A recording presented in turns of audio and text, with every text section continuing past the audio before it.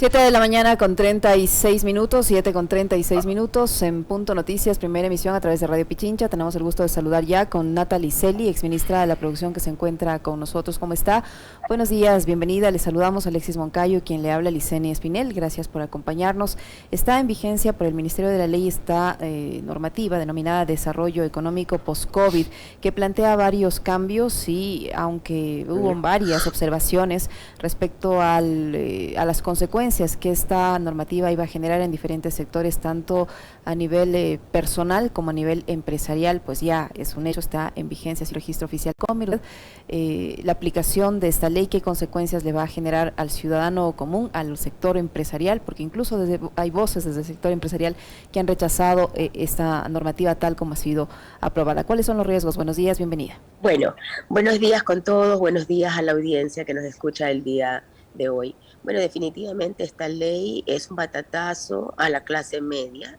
La mayor parte de la recaudación de la ley viene del impacto en el incremento al impuesto a partir de los $2.000 y con la eliminación de las deducciones. Recuerde usted que antes nosotros teníamos alrededor de $14.700 para poder deducir y ahora usted tiene hasta $5.000 para poder deducir de acuerdo al nivel que usted se encuentre dependiendo de su ingreso. La clase media es la clase que mueve el consumo del país.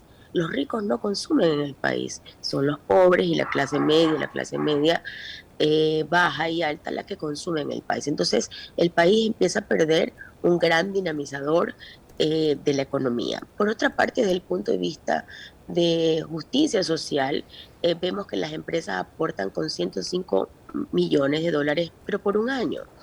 El patrimonio de las personas es mayor, es cerca de 230 millones por 2 años, pero nosotros, la clase media, seguiremos pagando los impuestos indefinidamente hasta que exista esta reforma tributaria. Es decir, esta ley no solamente que no cumple las expectativas para una reactivación económica, sino que también resta capacidad de consumo a la clase media y por esa vía la reactivación económica. También, como ya he dicho, es una ley injusta porque el peso de la reforma lo lleva en sus brazos la clase media ecuatoriana. ¿Cómo está, Natalie? Qué gusto saludarle a los tiempos.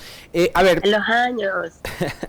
A ver, el golpe, usted lo dice muy bien, con mucha precisión, lo recibe la clase media, pero no son los únicos perjudicados, porque al momento de restringir el consumo, van a ser precisamente los comerciantes también quienes sientan ese golpe. ¿Qué pasa con ellos? ¿Qué va a pasar con el sector comercial en el país? Bueno, yo creo que todo esto es una cadena productiva que afecta a todos los que se encuentran participando en la misma. Esto será como resultado menores ventas, tendrá como resultado menor capacidad de compra, y no solamente para el tema de bienes de comercio, sino también de bienes industriales. Recuérdense que nuestra canasta básica está compuesta también no solamente de alimentos y frutas, sino también de industrializados. Es decir, que esta ley le afecta a todo el mundo. Y una cosa que pocos se han percatado es que esta ley sí baja 2 puntos al impuesto a la renta para las inversiones nuevas. No importa que las inversiones ya se encuentren en el país, se pide que ellas establezcan un centro de costo distinto. Entonces, esto es como, ayúdame un ratito con $105 millones, ayúdame un ratito con $230 millones, pero yo enseguida que tú empieces las inversiones te doy la ventaja. Entonces, desde el punto de vista de justicia social, nuevamente hago hincapié en ese otro beneficio que también tiene el sector privado, que no es malo per se, porque reactiva la clase económica. Ahora, mire, la inversión extranjera no viene al país por si usted tiene un punto más de impuesto o un punto menos de impuesto. La inversión extranjera viene porque hay un ámbito de estabilidad, hay un presidente con un capital político para manejar el país y las leyes son consistentes. De esa manera el inversionista puede prever su flujo de caja. Así que A mí no me, digamos, la inversión minera, la inversión petrolera, no me sorprende que venga. Además, esta ley también cambió la anterior modalidad de prestación de servicios por la modalidad de compartir riesgo. Es decir, es una ley que ha tocado muchísimas leyes. Yo todavía no acabo de hacer el análisis completo de la misma, pero es indudable que por eso la proyección de crecimiento económico para el año siguiente es apenas de 3.3%, cuando países vecinos como Perú, por ejemplo, el crecimiento económico es alrededor de 7.2%. Recuerde usted que en la pandemia bajamos 7%, ahora subimos 3.3%, aún no nos recuperamos ni siquiera a nivel de pandemia. Entonces estamos en una situación económica muy, pero muy crítica, que demanda de los actores políticos de la sociedad un acuerdo, un pacto. El país, la situación económica, es un imperativo moral, que los políticos encuentren una salida a la crisis económica que vive el país. Mire usted, las cifras de empleo también se dieron hace muy poco, y el desempleo baja un poquito, pero en Ecuador la tasa de desempleo no dice la situación en que nos encontramos.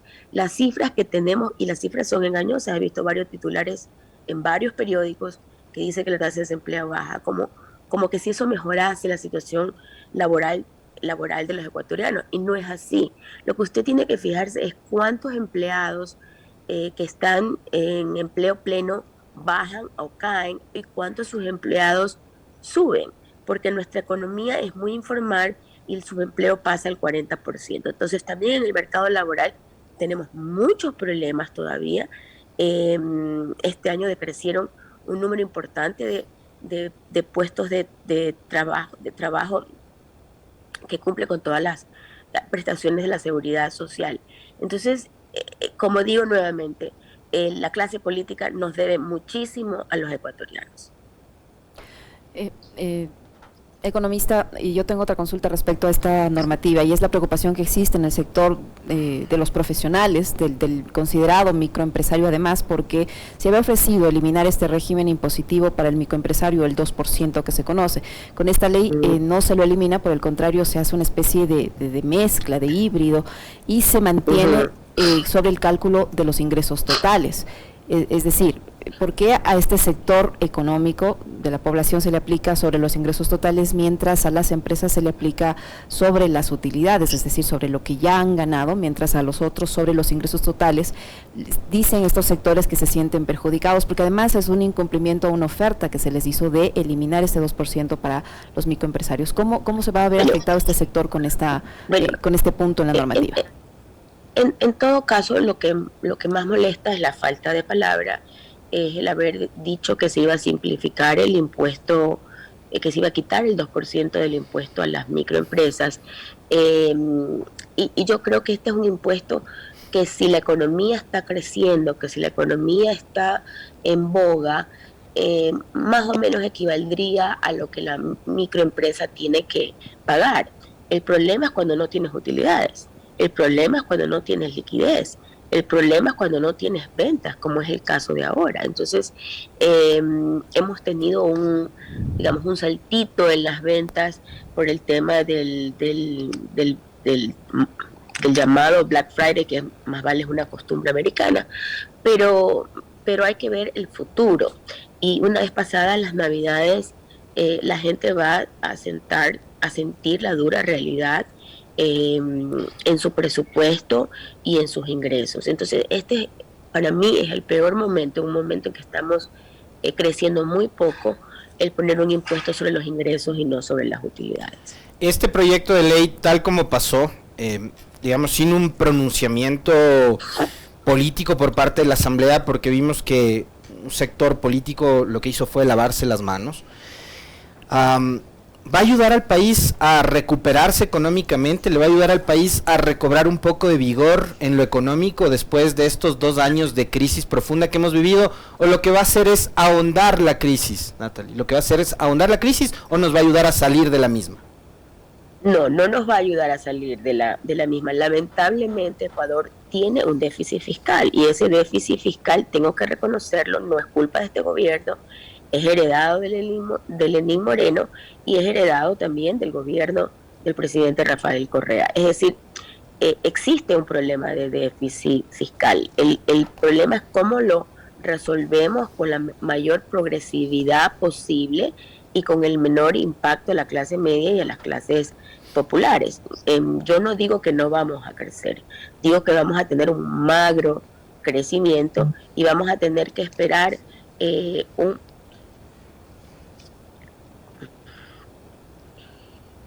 Creo que se le desconectó su micrófono, economista. Sí, un ratito creo que se me desconectó, sí, espérame un ratito. A veces la tecnología nos pasa. Pero ahí le estamos escuchando. Ya, aquí estoy con el Zoom de nuevo. Entonces, como les decía, el crecimiento va a ser muy magro. Vamos a mejorar, obviamente, el déficit fiscal, pero el problema de Ecuador es que siempre tenemos políticas procíclicas, no contracíclicas. ¿Qué quiere decir eso? Que cuando estamos en un bache económico, la inversión pública tiene que salir a reactivar la economía. Y en este caso no se puede dar ese dinamismo desde el sector público que anime también al sector privado a invertir, porque lamentablemente tenemos un déficit fiscal. Lamento ser tan pesimista, pero lamentablemente tenemos dos problemas serios. Uno, el déficit fiscal, y dos, tenemos el problema de que no podemos hacer política procíclica. La inversión pública planificada para el año anterior, si mal no recuerdo, es del 2%. Entonces, estamos confiando totalmente a que la inversión privada sea el motor del crecimiento. Y no creo que con este marco de modelo económico tan distinto al que el presidente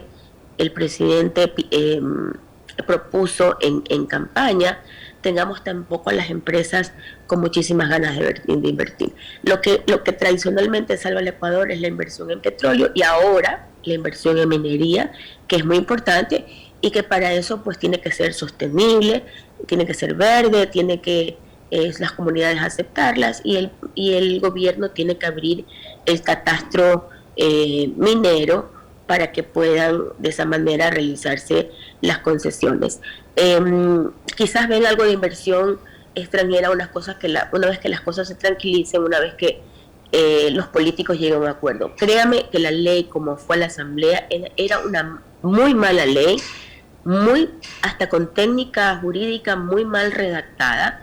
Es decir, que aquí comparten la culpa el gobierno, los asambleístas que pudiendo haber mejorado el proyecto no lo hicieron y quienes finalmente ayudaron a que la ley no fuese vetada. Economista, ¿usted cree que tal como está planteada esta normativa, en realidad el gobierno va a recaudar lo que dice que va a recaudar con la misma, tomando en cuenta que al eliminarse las exenciones, por ejemplo, para la clase media, se va a fomentar más informalidad, es decir, el servicio de rentas internas va a dejar de recibir lo que estaba acostumbrado a recibir, porque la gente ya no va a exigir facturas, porque ya no va a poder cruzar estos gastos. Y los negocios, yo le estoy hablando por la experiencia personal, este fin de semana que tuve que adquirir algunas cosas, ya ni siquiera le entregan la factura, o sea, ya usted tiene que exigirle al negocio que le dé la factura. Bueno, hay un truquito en la ley que no va a permitir que eso suceda, y es que la ley obliga ahora a todos, a excepción de aquellos que son parte de la economía popular y solidaria, a facturar electrónicamente. Entonces usted ya no tiene que pedir ni el papelito ya no importa. La factura llega a su correo electrónico y llega al SRI. Al SRI. Si usted se mete ahorita al SRI con su clave, usted va a poder ver ya todos los gastos de este año en salud, en educación, en cultura, en viaje, etcétera. Así que ese argumento de que vamos de que el Estado va a perder facturación, no lo creo, porque en la misma ley ellos se encargan de cerrar y blindar que las microempresas facturen de manera electrónica. Y siendo así, de esa manera, pues, a no ser que las transacciones se realicen en efectivo, el tema va a ser muy complicado de evadir los impuestos. Usted se refería hace un momento, Natalia, al déficit, ¿no? Digamos, ahí enfrentamos el resultado de un pésimo gobierno como el que fue el de Lenín Moreno y el último tramo del gobierno de Correa que atravesó también una crisis grave que tiene que ver con terremoto, el desastre natural y también con el descalabro de los precios de los commodities, ¿no? Desde el 2014-2015. Pero a la par tenemos actualmente un país con una reserva que supera los 8,000 millones de dólares. Entonces, o sea, es como que plata al Ecuador no le hace falta, porque todo lo que ha llegado de los multilaterales y demás, el gobierno ahora lo tiene depositado en una cuenta en el extranjero. Entonces, ¿por qué el gobierno, en lugar de meterle la mano a los ecuatorianos de clase media, digamos, y más allá de que no genere el mismo impacto en, digamos, los grandes evasores o las grandes empresas dietales, no echa mano de esas reservas que tenemos en el extranjero, ¿no? Bueno, es que el incremento de la reserva tiene que ver con el incremento de la liquidez. Yo no sé si ustedes reciben, pero yo recibo a cada rato mensajitos de mi banco, que es el Banco Pichincha, que tengo un crédito electrónico que haga uso del mismo. Entonces las reservas se componen también por los depósitos de los bancos, por los depósitos de los gobiernos municipales y los depósitos del gobierno central y del IES. Es decir, que esa plata no nos pertenece a nosotros los ecuatorianos, le pertenece a cada uno de sus miembros. Ahora, hablemos del gobierno. El gobierno tiene su parte de su liquidez en esa reserva monetaria, y lo que pasa es que muchos de los créditos que han venido vienen atados, son créditos de inversión, es decir, no son créditos de libre disponibilidad. Entonces usted los encuentra registrados en la reserva, pero no pueden ser usados para un fin distinto para el cual han sido otorgados. De esa manera usted ve que se han incrementado 64,000 personas más en el tema del bono de desarrollo humano, para poder compensar, digamos, en algo a los más pobres sobre el paquetazo de los impuestos. Economista Celi, esta ley también incluye reformas a otras normativas, como es el caso de la ley de hidrocarburos, al Código Tributario, al Código Orgánico Monetario y Financiero, al Código Orgánico de Planificación y Finanzas Públicas, al Código General de Procesos, al Código de la Función Judicial, a la Ley de Telecomunicaciones, etcétera. Con todas estas reformas, ¿cuál va a ser el impacto, sobre todo en el tema de los hidrocarburos, porque ahí se plantea el cambio del modelo de contratación? Bueno, yo creo que eso va a traer más inversión, definitivamente, y hay argumentos para un modelo y para el otro, digamos. Lo que se necesita es transparencia, eso es lo que se requiere. El modelo no necesariamente es el problema, lo que se requiere es la transparencia en el otorgamiento de las concesiones al sector privado.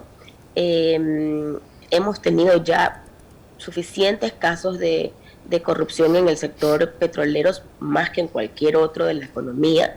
Entonces yo creo que deben haber mecanismos de transparencia que todavía no han sido planteados por el gobierno del presidente Lasso. De eso no habla la ley, y creo que los ciudadanos debemos exigir que existan mecanismos de transparencia para el tema del cambio de los contratos petroleros. Mire, el problema que el sector petrolero tiene es que tiene una ley especial que no permite que sus compras públicas también pasen por el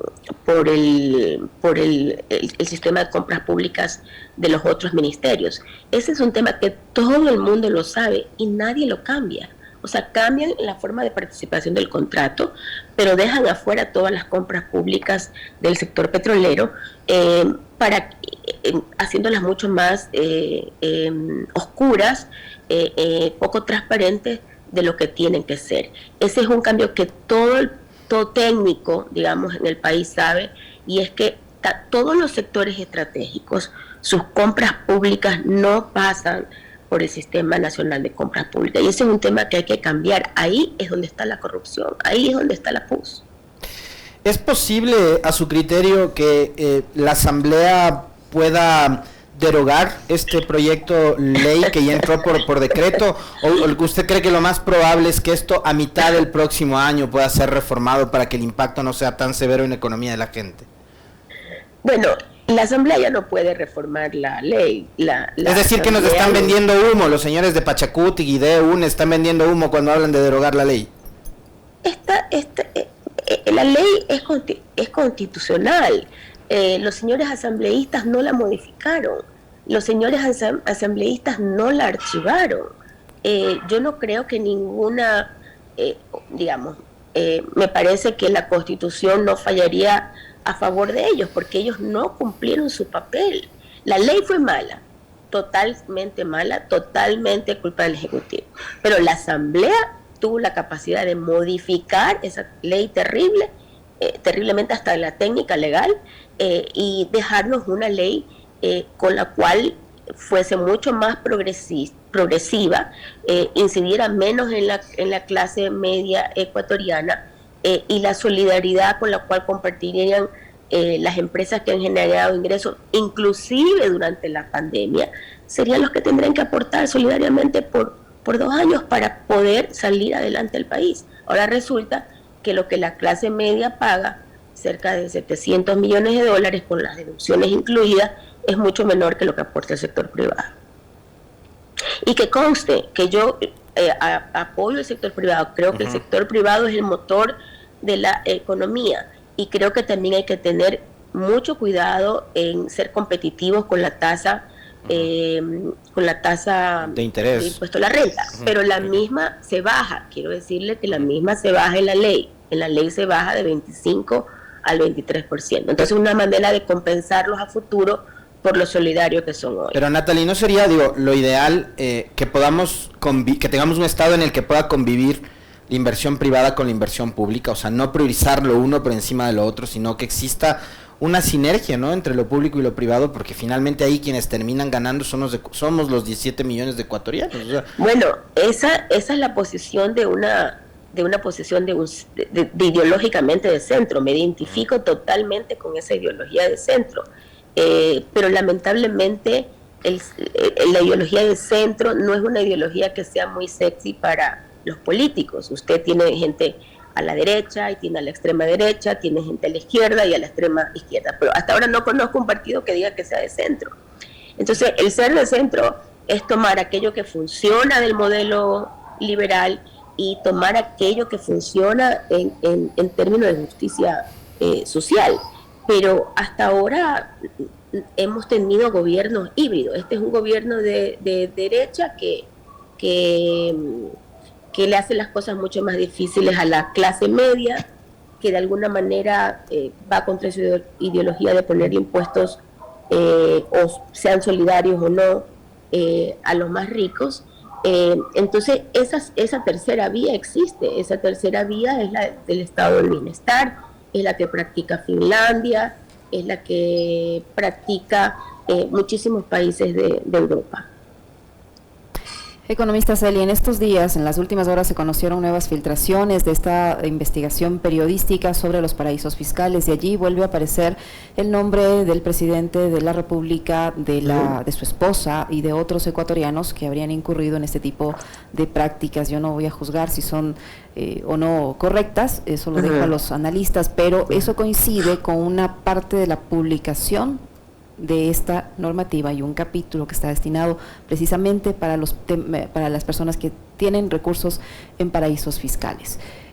¿Cómo evalúa usted esta parte de la Ley de Desarrollo Económico referente a los paraísos fiscales con la coyuntura que se produce ahora tras la investigación de los Pandora Papers?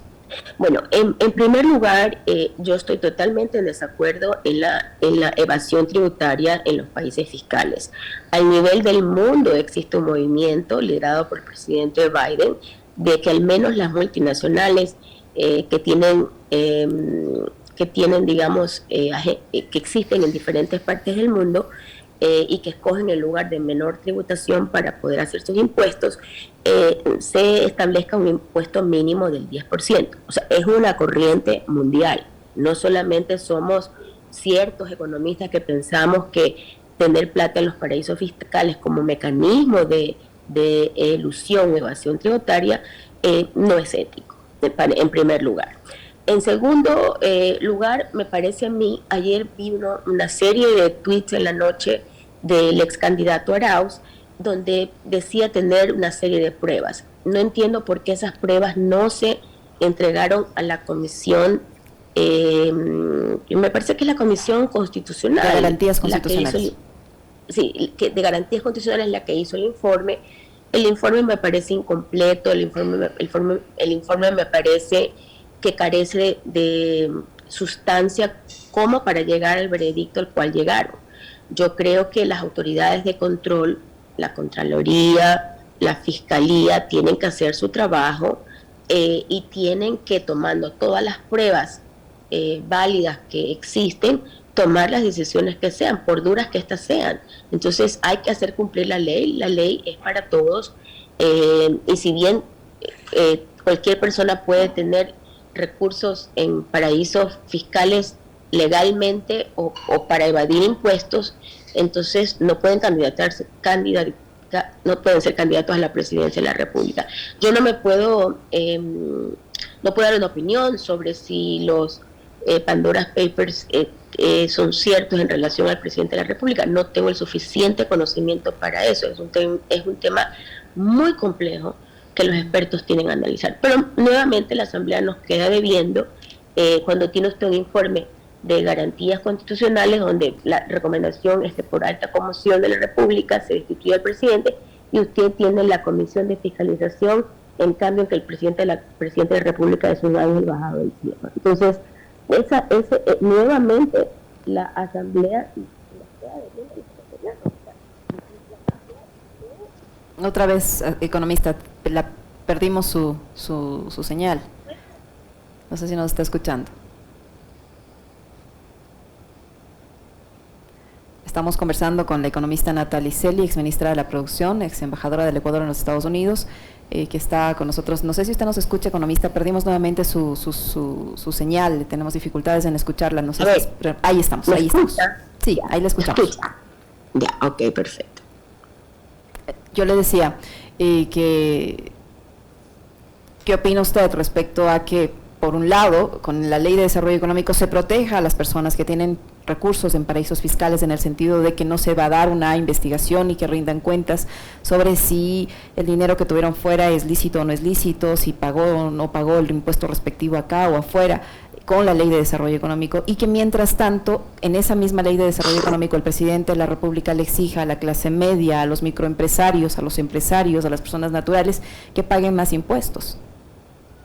Bueno, a ver, lo que ha hecho el presidente Lasso con la ley es lo que se llama una ley de expatriación de capitales, en la cual usted asume que esos capitales no pagaron impuestos. De allí la multa que se les impone, que va hasta el 3,5%. Ahora, es inaudito, no creo que vaya a... Volvimos a perder su señal. Le decía, ¿me escucha allí? Ahí le escuchamos.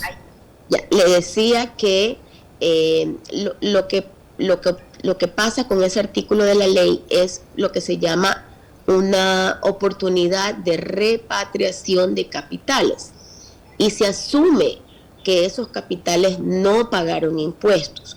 Por eso, para entrar al país tienen que hacerlo, y hay una tabla dependiendo del monto de los recursos. Lo que sería inaudito es que no se analice el origen de esos recursos, más cuando sabemos que Ecuador lamentablemente se ha convertido en un país donde se lava dinero del narcotráfico y donde el país es un puente para el tránsito de las drogas. Entonces sería terrible, ni siquiera me lo puedo imaginar que no hagan un control sobre la procedencia del dinero.